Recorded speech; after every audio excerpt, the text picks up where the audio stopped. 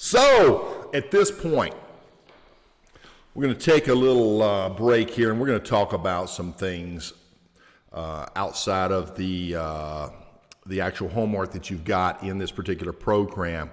Now, if you have not been through the branding material completely yet and have all your information compiled, and if you have not got your marketing system set up with your group and everything else so that you can get free, organic, non-stop customers out the gate, then you better get on the ball. And I want to ask you a question. How much of your time are you spending right now after you get off work and you're kind of tired and everything else, watching TV, playing games, watching movies, online, doing whatever you do online, whatever that is?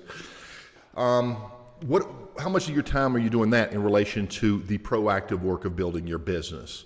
And more than likely, my advice to you is to flip-flop that time right now, starting today. Guys, you are business owners now, okay? You cannot be operating this way, not in the beginning stages. And I'm going to go through some of the reasons why this is so important, okay?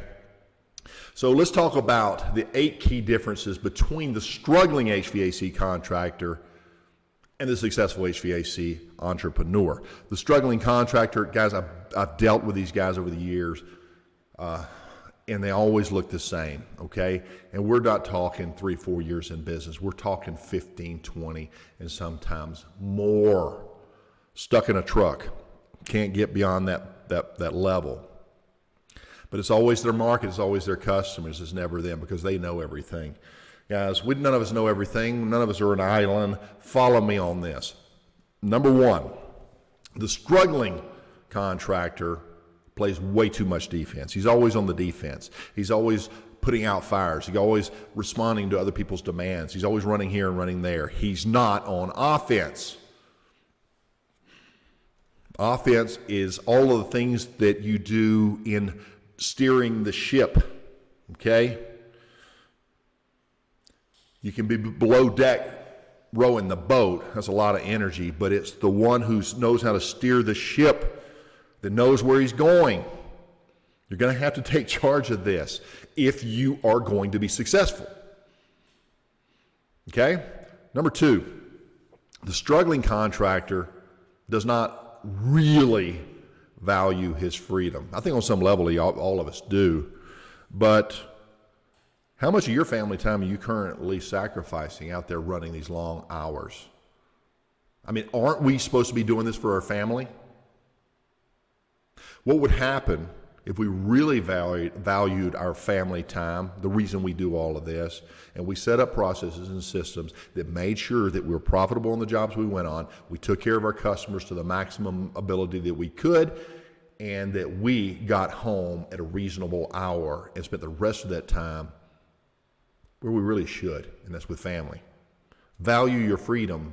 Valuing your freedom means doing what you got to do. Okay. Number 3, the struggling HVAC contractor, he works hard for his money. Okay. Long hours, getting beat up, getting burnt out. The HVAC entrepreneur, today's HVAC entrepreneur, he's working smart. He's working hard, but he's working smarter than he is harder, if that makes any sense. We're giving you the tools in this program to do exactly that. Number 4, the struggling HVAC contractor, he's focused on obstacles. You don't understand, this market is different, Pete. The weather's not conducive. The competition is undercutting me. The big companies, I can't compete with them. They buy at better prices, and on and on and on. We can all think of hundreds of reasons, if not more, of why we can't. But it's when we take our eyes off of that and we focus on what we're setting out to do, that things start to change. Those obstacles just kind of fall to the background, and you really get focused on what you got to do. If you have got to do something, you'll get it done. You got to focus on the goal. You got to focus on what your plan is. And you'll get it done one way or another. Obstacles are always going to be there, and they're always going to surprise you. And you'll always surprise yourself on how well you deal with them if you keep your eye on the prize. Number 5, struggling HVAC contractor tend to be focused on being paid for their time. Well, I'm a licensed now. My time's worth $50 an hour, $60 an hour. Maybe it's worth $80 an hour, right? Listen, while time is part of your equation in calculating what you must have for your services, you're going to be focused on other things so that when you are pulled out of the time for labor situation, you're still making an income. You're still making money. And this is working smarter than it is harder. The struggling contractor, number 6, resents successful entrepreneurs. If you see the successful companies in town and you kind of feel some of that envy, a little pain, a little salt in the wound, let that serve as a motivation, okay? Don't be resentful. Join them. Get your game up and go, right? Let's take it to the next level. Don't look at them as, what do they got that I don't have? More as, what are they doing that I'm not doing? Okay? Let's get up. Let's clean off that filth of a negative attitude, and let's keep it positive and move forward. Number 7, the struggling HVAC contractor thinks he knows everything. I deal with this every day. I start talking to people who have been in business for 20 years, 30 years, and they're still in their truck. Well, I know that, Pete. I know that. Yeah, it doesn't matter what you know, it matters what you do. Greatness comes not from knowledge, it comes from action. We want you to be great. So take the humble attitude. You have your filter that you look at life through, your filter being your experience, right? And it fuzzies the vision sometimes. It makes the clear unclear. Allow somebody else to look through their filtered lenses of experience, maybe more experience, maybe a fresh approach, and share their perceptions.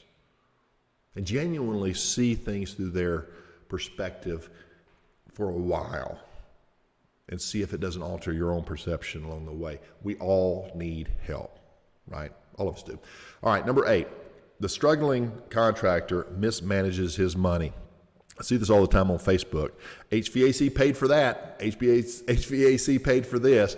They're blinging their big truck or their whole gaming system with all the HD and all this. Guys, reinvest your money back in your business. Don't be like that, okay?